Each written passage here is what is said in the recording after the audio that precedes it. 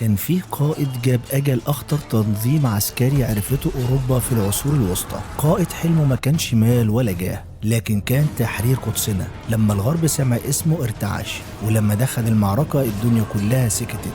هو مش أسطورة، ده صلاح الدين الأيوبي.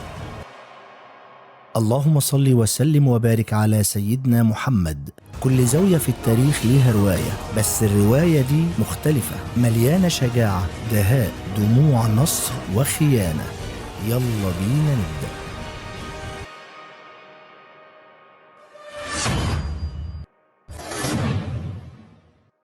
في يوم من الأيام سنة 1137 ميلاديا ولد طفل صغير في مدينة تكريت العراقية. محدش وقتها كان يتوقع إن الطفل ده هيبقى يوم من الأيام شوكة في حلق أوروبا كلها، وهيقلب موازين القوة في العالم الإسلامي. الطفل ده كان اسمه يوسف بن أيوب، لكن التاريخ حفظه باسم صلاح الدين الأيوبي. اتولد في بيت كله عسكر. أبوه نجم الدين أيوب كان والي، وعمه أسد الدين شركوه كان واحد من أشرس القادة العسكريين اللي شافهم زمانه. العيلة كانت كردية، لكن انتمائهم كان للإسلام مش لقبيلة أو بلد. وأول ما كبر شوية بدأ صلاح الدين يتعلم مش بس فروسية وركوب خيل وسيوف، لا ده كمان اتعلم فقه ودين وعلوم وشريعة. كان بيحب العلم أكتر من الحرب، وما كانش بيحلم يبقى قائد ولا يحارب أصلا، لكنه اترمى وسط نار السياسة والمعارك من بدري. بدأت حياته العسكرية لما انضم لعمه شيركوه اللي كان بيخوض حروب في مصر بأمر من نور الدين زنكي حاكم الشام القوي. مصر وقتها كانت تحت حكم الفاطميين، والدولة كانت على وشك السقوط، فبعتوا يستنجدوا بنور الدين علشان ينقذهم من الصليبيين. شيركوه دخل مصر، وكان صلاح الدين لسه شاب صغير بيتعلم كل حاجة. شاف خيانة، شاف مؤامرات، وشاف طمع الحكام في الكرسي، لكن بالرغم من ده فضل ثابت ومخلص. وفي واحدة من أغرب اللحظات في التاريخ، بعد وفاة شيركوه سنة 1169 تم تعيين صلاح الدين وزير للخليفة الفاطمي. وزير في دولة شيعية وهو سني. الناس كانت مستغربة جدا، شاب صغير ومالوش في السياسة وفجأة بقى الراجل التاني في مصر. لكن المفاجآت لسه ما خلصتش. في خلال سنتين بقى هو الحاكم الفعلي لمصر. الخليفة الفاطمي كان مجرد اسم، وصلاح الدين هو اللي بيدير كل حاجة. ومع الوقت أنهى الحكم الفاطمي تماما، وأعاد مصر لحضن الخلافة العباسية السنية، وبكده بقى عنده الشام ومصر. وده كان حلم أي قائد مسلم، توحيد الجبهة الإسلامية مواجهة الصليبيين. بس صلاح الدين ما كانش متسرع، هو كان بيبني في صمت، بيعد جيشه وبينظف دولته من الفساد، وبيبني مدارس ومستشفيات ومساجد، وبيستعد للمعركة الكبيرة. والمعركة دي كان اسمها حطين. سنة 1187 جمع صلاح الدين كل قواته وواجه جيش ضخم من ملوك وأمراء أوروبا اللي كانوا محتلين القدس بقالهم 88 سنة، وبتخطيط عبقري عطشهم وحاصرهم. ولما انهاروا هجم.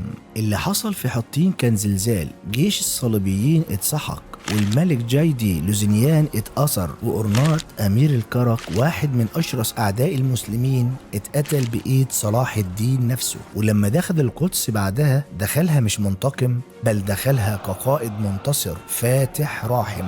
ما قتلش المدنيين، ما حرقش الكنائس، وخلى المسيحيين يخرجوا بأمان. والناس كلها قالت الراجل ده مش زي أي قائد شافوه قبل كده. بعد نصر حطين العظيم صلاح الدين ما كملش احتفالات، عينه كانت دايما على هدف واحد، القدس، المدينة اللي اتسلبت من المسلمين سنة 1099 في أولى الحملات الصليبية، واللي تعرض فيها المسلمين لمذبحة بشعة على يد الصليبيين. بيوت اتحرقت، أطفال ونساء اتقتلوا، والدم كان بيجري في الشوارع. لكن صلاح الدين كان مختلف. في 2 أكتوبر سنة 1187 دخل صلاح الدين القدس بعد حصار ذكي وتكتيكات عسكرية مذهلة. دخلها بدون نقطة دم واحدة، أيوة دخلها كقائد فاتح مش سفاح. وأول حاجة عملها إنه نظف المسجد الأقصى من الصلبان والنجاسات، وفرشه بالسجاد وقرأ فيه القرآن، ورجع القدس لحضن المسلمين بعد غياب طال 80 سنة. لكن هل الصليبيين سكتوا؟ أبدا. الخبر نزل على أوروبا كالصاعقة، القدس راحت. البابا أعلن حملة صليبية ثالثة بقيادة 3 من أعظم ملوك أوروبا: ريتشارد قلب الأسد ملك إنجلترا، فيليب أغسطس ملك فرنسا، فريدريك بربروسا إمبراطور ألمانيا. التحالف ده ما كانش سهل، دول ملوك عندهم جيوش ضخمة وخبرة وطموح مجنون، وبالفعل نزلوا على الشام، وكانت سلسلة من المعارك الشرسة بدأت. أشهرها كانت معركة أرسوف، اللي رغم خسارة صلاح الدين فيها لكنه فضل صامد ومسيطر على أغلب المناطق. لكن اللي يخلينا نحترم صلاح الدين مش بس شجاعته، لا، كمان أخلاقه. ريتشارد قلب الأسد لما مرض، صلاح الدين بعت له الطبيب بتاعه والأدوية الخاصة بيه. ولما واحدة من نساء الصليبيين ضاعت بنتها وسط الحرب، صلاح الدين رجع لها البنت بنفسه ودموعها نازلة من التأثر. وفي وقت الهدنة صلاح الدين كان بيبعت فواكه وأكل لريتشارد في معسكره. ريتشارد نفسه قال عن صلاح الدين: ما رأيت في المسلمين رجلا مثل هذا، كريم وشجاع ونبيل. ومع أن الحملة الصليبية الثالثة كانت قوية، لكنها لم تستطع أن تسترد القدس. وفي سنة 1192 تم توقيع معاهدة الرملة بين صلاح الدين وريتشارد،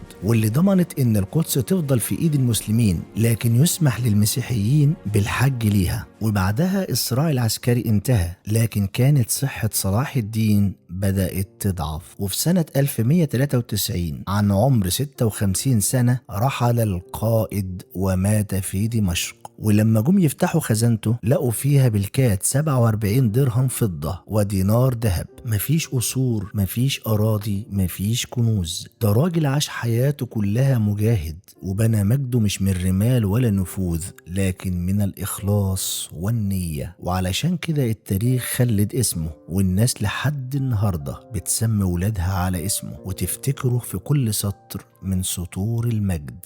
وبكده نكون وصلنا لنهاية الرحلة من زاوية مختلفة. معاكم أنا عصام الجندي. وقبل ما نقفل الحكاية صلوا على النبي، اللهم صل وسلم وبارك على سيدنا محمد. لو عجبتك الحكاية ما تنساش تعمل اشتراك في القناة وتفعل زر الجرس علشان توصلك كل الحلقات الجديدة أول ما تنزل. واكتب لي في الكومنتات رأيك في شخصية صلاح الدين، وإيه أكتر حاجة شدتك في القصة، هل هو فعلا بطل ولا أسطورة أكبر من الواقع؟ ونقول كل حكاية وراها زاوية، وكل زاوية وراها حكاية. وبس كده يا صديقي، سلام.